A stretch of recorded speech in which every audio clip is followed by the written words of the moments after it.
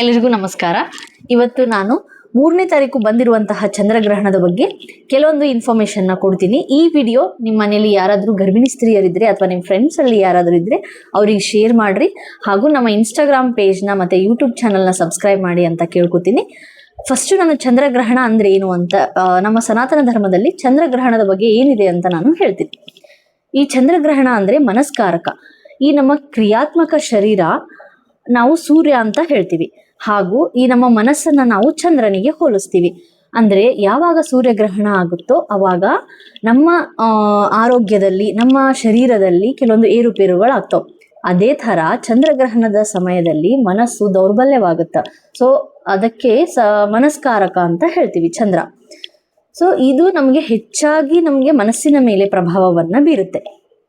So ಈ ಟೈಮಲ್ಲಿ ನಾವು ಏನ್ ಮಾಡಬೇಕು, ಏನ್ ಮಾಡಬಾರ್ದು, ಯಾವ ಟೈಮಿಗೆ ಊಟ ಮಾಡಬೇಕು, ನಾವು ಮಲಗಬೇಕಾ ಅಥವಾ ಕೆಲಸ ಮಾಡಬೇಕಾ ಮಾಡಬಾರ್ದಾ, ನಾವು ಯಾವ ರೀತಿ ಇರಬೇಕು, ಕೆಲವೊಂದು ಮೂಢನಂಬಿಕೆಗಳನ್ನ ಹೇಳ್ತಾರ, ಅವು ನಿಜಾನ, ಅದೆಲ್ಲದರ ಬಗ್ಗೆನೂ ನನಗೆ ಗೊತ್ತಿರೋ ಅಷ್ಟು ಸಂಕ್ಷಿಪ್ತ ಮಾಹಿತಿನ ನಿಮ್ಗೆ ಇವತ್ತು ನಾನು ಕೊಡ್ತೀನಿ. ಇದ್ರ ಕಂಪ್ಲೀಟ್ ವಿಡಿಯೋ ನಿಮ್ಗೆ ಯೂಟ್ಯೂಬ್ ಚಾನಲ್ ಒಳಗೆ ಸಿಗುತ್ತೆ. ಮೊದಲನೇದಾಗಿ ನಾನು ಹೇಳ್ತೀನಿ, ಈ ಗ್ರಹಣದ ಟೈಮಲ್ಲಿ ಕೆಲವೊಂದು ವಿಶಿಷ್ಟವಾದಂತಹ ಶಕ್ತಿ ಜಾಗೃತವಾಗುತ್ತ. ಸೊ ಇದನ್ನ ಸಾಧನೆಗಾಗಿ ಬಳಸ್ಕೊಳ್ತಾರ. ಸಾಧನೆ ಯಾವ ತರ ಅಂತಂದ್ರೆ ಅದು ನಕಾರಾತ್ಮಕವಾಗಿನೂ ಇರಬಹುದು ಅಥವಾ ಸಕಾರಾತ್ಮಕವಾಗಿನೂ ಇರಬಹುದು. ಫಸ್ಟಿಗೆ ನಾನು ನಕಾರಾತ್ಮಕತೆ ಬಗ್ಗೆ ಹೇಳ್ತೀನಿ. ನಕಾರಾತ್ಮಕತೆ ಅಂತಂದ್ರೆ ಈ ತಂತ್ರಗಾರಿಕೆ ಮಾಡೋರು ಅಥವಾ ವಾಮಾಚಾರಗಳನ್ನ ಮಾಡೋರು ಈ ಸಮಯದಲ್ಲಿ ಈ ವಿಶಿಷ್ಟವಾದಂತಹ ಶಕ್ತಿನ ಅವರು ನೆಗೆಟಿವ್ಗಾಗಿ ಬಳಸ್ಕೋತಾರ. ಇನ್ನ ಕೆಲವೊಂದಿಷ್ಟು ಜನ ಇದನ್ನ ಪಾಸಿಟಿವ್ ಆಗಿ ಬಳಸ್ಕೋತಾರ. ಯಾವ ತರ ಅಂತಂದ್ರ ಜಪಗಳನ್ನ ಮಾಡೋದು, ಅವ್ರ ಸಾಧನೆ, ಯೋಗದಲ್ಲಿ ಅವರ ಸಾಧನೆಗಳನ್ನ ಮಾಡೋದು, ಸ್ಪಿರಿಚುವಾಲಿಟಿಯಲ್ಲಿ ಅವರ ಸಾಧನೆಯನ್ನ ಮಾಡೋದು, ಈ ತರ ಅವರು ಪಾಸಿಟಿವ್ ಆಗಿ ಕೂಡ ಬಳಸ್ಕೋತಾರ. ಈ ಟೈಮಲ್ಲಿ ಸಕಾರಾತ್ಮಕವಾಗಿ ನೀವು ಇದನ್ನ ಯೂಸ್ ಮಾಡ್ಕೊಂಡ್ರೆ, ಎಕ್ಸಾಂಪಲ್ ನಾನೊಂದು ಹೇಳ್ತೀನಿ. ಈ ಟೈಮಲ್ಲಿ ನೀವು ಜಪ ಧ್ಯಾನ ಮಾಡೋದ್ರಿಂದ ನಿಮ್ಮ ಮನಸ್ಸು ಶಾಂತಿ ಕಡೆಗೆ ವಾಲುತ್ತೆ ಫಸ್ಟು. ಇನ್ನೊಂದೇನಪ್ಪಾ ಅಂದ್ರೆ, ನೀವು ಓಂಕಾರ ಆಗ್ಲಿ ಅಥವಾ ಮೃತ್ಯುಂಜಯ ಮಂತ್ರಗಳಾಗ್ಲಿ ಈ ಥರದ ಮಂತ್ರಗಳ ಪಠಣೆನ ನೀವು ಮಾಡಿದ್ರೆ, ನೀವು ನಾರ್ಮಲ್ ಟೈಮಲ್ಲಿ 108 ನೀವು ಮಾಡ್ತಾ ಇದ್ರೆ, ಈ ಟೈಮಲ್ಲಿ ನೀವು ಅದೇ ಮಂತ್ರವನ್ನ ನೀವು 108 ಸರಿ ಹೇಳಿದ್ರೆ ಅದು 1008 ಸರಿ ಮ್ಯಾನಿಫೆಸ್ಟೇಷನ್ ಆಗುತ್ತೆ. ಅಷ್ಟೊಂದು ಪವರು ಈ ಟೈಮಲ್ಲಿ ಇರುತ್ತೆ. ನಾರ್ಮಲ್ ಆಗಿ ಒಂದು ಹುಣ್ಣಿಮೆ ಅಮಾವಾಸ್ಯೆಗೂ ಕೂಡ ಆ ಶಕ್ತಿ ಜಾಗೃತವಾಗಿರುತ್ತೆ. ಸ್ಪೆಷಲಿ ಗ್ರಹಣದ ಟೈಮಲ್ಲಿ ಅದರ ಇಮ್ಮಡಿ ಆಗಿರುತ್ತೆ ಆ ಶಕ್ತಿ. ಹಾಗಾಗಿ ಇದನ್ನ ಸದುಪಯೋಗ ಕೂಡ ಮಾಡ್ಕೋತಾರೆ, ದುರುಪಯೋಗ ಕೂಡ ಮಾಡ್ಕೋತಾರೆ.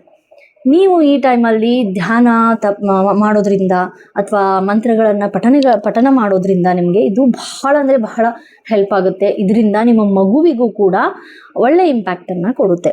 ಸೊ ನಿಮ್ಮ ಚಿಂತನೆಗಳು ಸಾತ್ವಿಕವಾಗಿ ಇರಲಿ. ನಿಮ್ಗೆ ಇನ್ನೊಂದು ನಾನು ಹೇಳ್ಬೇಕಪ್ಪ ಅಂತಂದ್ರೆ, ಯಾವ ಮಂತ್ರಗಳನ್ನ ಹೇಳಬೇಕು ಅಂತ ಪ್ರಶ್ನೆ ಕೇಳ್ತಾರೆ. ಸೊ ನೀವು ಮೃತ್ಯುಂಜಯ ಮಂತ್ರವನ್ನ ಹೇಳ್ರಿ, ಇಲ್ಲ ಓಂಕಾರವನ್ನ ಹೇಳ್ರಿ, ಅಥವಾ ಕೃಷ್ಣಾಯ ವಾಸುದೇವಾಯ ಹರಯೇ ಪರಮಾತ್ಮನೆ ಪ್ರಣತಃ ಕ್ಲೇಶನಾಶಾಯ ಗೋವಿಂದಾಯ ನಮಃ ಕೃಷ್ಣನ ಬಗ್ಗೆ ಹೇಳ್ರಿ. ಇನ್ನೊಂದಿದೆ ದೇವಕಿ ನಂದನ ಗೋವಿಂದ ವಾಸುದೇವ ಜಗತ್ಪತಿ, ಇದನ್ನು ಕೂಡ ನೀವು ಹೇಳ್ಬೋದು. ಇನ್ನ ಮೃತ್ಯುಂಜಯ ಮಂತ್ರವನ್ನ ಹೇಳ್ರಿ. ನಿಮ್ಗೆ ಇಷ್ಟವಾದಂತಹ ಪಾಸಿಟಿವ್ ಎನರ್ಜಿ ಇರುವಂತಹ ಮಂತ್ರಗಳನ್ನು ನೀವು ಹೇಳ್ಬೋದು. ಇದೇ ಸಮಯದಲ್ಲಿ ಇನ್ನೊಂದನ್ನು ನಾನು ಹೇಳ್ತೀನಿ. ಉಗ್ರವಾಗಿರುವಂತಹ ಯಾವುದೇ ಮಂತ್ರಗಳನ್ನಾಗಲಿ ಅಥವಾ ಹಾಡುಗಳನ್ನಾಗಲಿ ನೀವು ಕೇಳಬಾರ್ದು. ಸಾತ್ವಿಕವಾಗಿರಲಿ, ಹಾಗೂ ದೇವರ ನಾಮಸ್ಮರಣೆ ಕೂಡ ಆದರೂ ಕೂಡ ಪರವಾಗಿಲ್ಲ. ಇದಿಷ್ಟರ ಬಗ್ಗೆ ನಾನು ಹೇಳಿದೆ.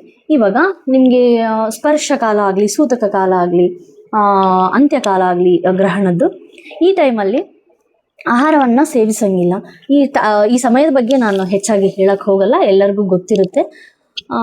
ಬಟ್ ಈ ಟೈಮಲ್ಲಿ ಊಟ ಮಾಡಬಾರ್ದು ಅಂತ ಹೇಳ್ತಾರೆ. ಯಾಕಪ್ಪ ಅಂತಂದ್ರೆ ಅಲ್ಲಿ ಬಾಷ್ಪೀಕರಣ ಸಂಭವಿಸ್ತಾ ಇರುತ್ತೆ ನಮ್ಮ ನೇಚರಲ್ಲಿ.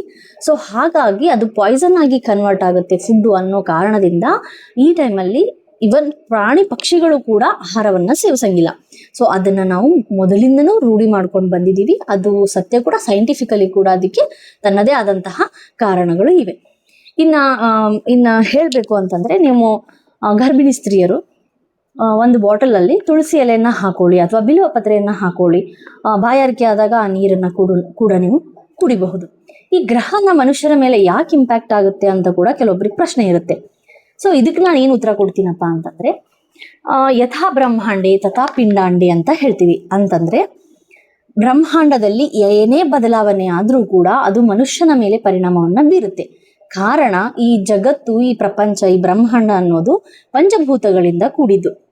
ಹೌದಾ? ಅದೇ ತರ ನಮ್ಮ ಶರೀರವು ಕೂಡ ಪಂಚಭೂತಗಳಿಂದ ಆಗಿದೆ. ಸೊ ಇವನ್ ನಮ್ಮ ಮೆದುಳು ಕೂಡ ನೀರಲ್ಲಿನೇ ಇರುತ್ತೆ. ಸೊ ಇವೆಲ್ಲವೂ ಕಾರಣ ಏನಂದ್ರೆ, ಬ್ರಹ್ಮಾಂಡದ ಮೇಲೆ ಏನೆಲ್ಲ ಪ್ರಭಾವ ಬೀರುತ್ತೋ ಮನುಷ್ಯನ ಮೇಲೆ, ಪ್ರಾಣಿ ಪಕ್ಷಿಗಳ ಮೇಲೆ ಕೂಡ ಆ ಪ್ರಭಾವ ಆಗುತ್ತೆ. ಹಾಗಾಗಿ ಪಾಲನೆಯನ್ನ ಮಾಡ್ಬೇಕಾಗುತ್ತೆ ಕೆಲವೊಂದಿಷ್ಟು.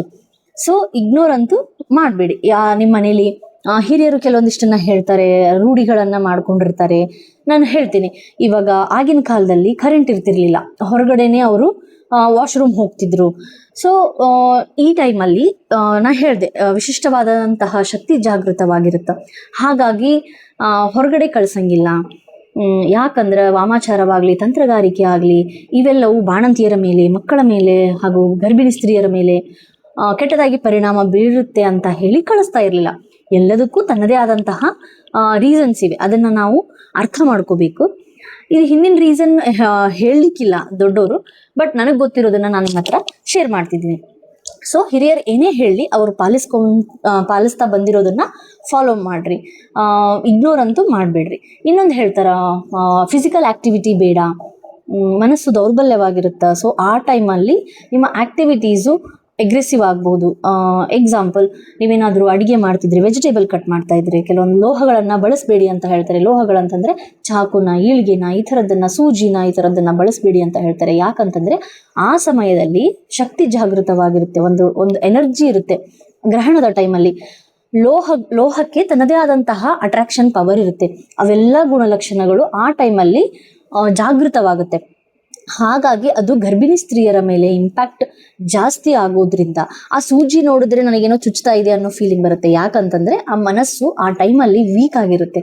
ಸೊ ಇದೆಲ್ಲವನ್ನು ನೀವು ತಪ್ಪಿಸ್ಬೇಕಂತಂದ್ರೆ, ನೀವು ನನ್ನನ್ನು ಕೇಳೋದಾದ್ರೆ, ನೀವು ದೇವರ ನಾಮಸ್ಮರಣೆಯಲ್ಲಿ ಬ್ಯುಸಿ ಆಗಿರೋದು ತುಂಬಾ ಒಳ್ಳೆಯದು.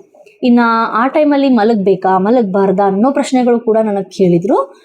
ತಾಮಸಿಕ ಗುಣ ಹೆಚ್ಚಿರುತ್ತೆ, ಮನಸ್ಸು ದೌರ್ಬಲ್ಯವಾಗಿರೋದ್ರಿಂದ ಆ ಟೈಮಲ್ಲಿ ತಾಮಸಿಕ ಗುಣ ಅಂತಂದ್ರೆ ಲೇಜಿನೆಸ್ ಹೆಚ್ಚಿಗೆ ಇರುತ್ತೆ ಆ ಟೈಮಲ್ಲಿ. ಅದನ್ನ ನೀವು ತಡಿಬೇಕು, ಆಕ್ಟಿವ್ ಆಗಿರಬೇಕು ಅಂತಂದ್ರೆ ದೇವರನ್ನ ಜಪ ಮಾಡೋದು, ಅಥವಾ ಒಳ್ಳೆ ಬುಕ್ಸನ್ನ, ನಿಮಗೆ ಇಷ್ಟವಾದಂತಹ ಬುಕ್ಸನ್ನ ಓದೋದು. ಅನ್ನೆಸೆಸರಿ ಆರ್ಗ್ಯುಮೆಂಟ್ಸ್ ಯಾರ ಜೊತೆನೂ ಆ ಟೈಮಲ್ಲಿ ಬೇಡ, ಅನ್ನೆಸೆಸರಿ ಟಾಕ್ಸ್ ಬೇಡ. ಮನಸ್ಸು ಎಷ್ಟು ನೀವು ಶಾಂತವಾಗಿ ಇಟ್ಕೋತಿರೋ ಅಷ್ಟೇ ನಿಮಗೆ ಒಳ್ಳೇದಾಗುತ್ತೆ. ಇಷ್ಟು ನನಗೆ ಗೊತ್ತಿರೋ ಇನ್ಫಾರ್ಮೇಶನ್ ನಿಮಗೆ ಹೇಳಿದ್ದೀನಿ. ಗ್ರಹಣ ಆದ ತಕ್ಷಣ ನೀವು ಸ್ನಾನವನ್ನ ಮಾಡ್ಕೊಳ್ಳಿ, ಗ್ರಹಣದ ಟೈಮಲ್ಲಿ ನೀರನ್ನು ಸೇವಿಸ್ಬೋದು, ತುಳಸಿ ಎಲೆಯನ್ನು ಹಾಕೊಳ್ಳಿ ಅಂತ ನಾನು ಹೇಳಿದೆ.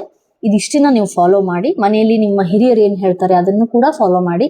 ಯಾಕಂತಂದ್ರೆ ಯಾವುದನ್ನ ನಾವು ನಂಬ್ತೀವೋ ಅದು ಸತ್ಯ ಅನ್ಸುತ್ತೆ, ನಾವು ಯಾವುದನ್ನ ನಂಬಲ್ವೋ ಅದು ನಮಗೆ ಮಿಥ್ಯ ಅನ್ಸುತ್ತೆ. ಅಂದ್ರೆ ಯದ್ಭಾವಂ ತದ್ಭವತಿ ಅಂತ ಹೇಳ್ತಾರೆ. ಅವರವರ ಭಾವಕ್ಕೆ, ಅವರವರ ಭಕುತಿಗೆ ನಾನು ಇದನ್ನ ಬಿಡ್ತೀನಿ. ನಂಬಿ ಫಾಲೋ ಮಾಡಿದರೆ ನಿಮಗೆ ಒಳ್ಳೆಯದಾಗುತ್ತೆ. ಸೊ ಯಾರು ಇಗ್ನೋರ್ ಅಂತೂ ಮಾಡಬೇಡಿ, ಕೇರ್ಫುಲ್ ಆಗಿರಿ. ಎಸ್ಪೆಷಲಿ ಸಣ್ಣ ಮಕ್ಕಳು, ಗರ್ಭಿಣಿ ಸ್ತ್ರೀಯರು ಕೇರ್ಫುಲ್ ಆಗಿರಿ ಅಂತ ನಾನು ಈ ಮೂಲಕ ಕೇಳ್ಕೊತೀನಿ. ಈ ವಿಡಿಯೋ ನಿಮಗೆ ಹೆಲ್ಪ್ ಆಗುತ್ತೆ ಅಂತ ಅಂದ್ಕೊಂಡಿದ್ದೀನಿ. ಈ ಥರ ಮತ್ತಷ್ಟು ವಿಡಿಯೋಗಳಿಂದ ಮತ್ತೆ ನಾನು ಸಿಗ್ತೀನಿ ನಿಮಗೆ. Thank you so much.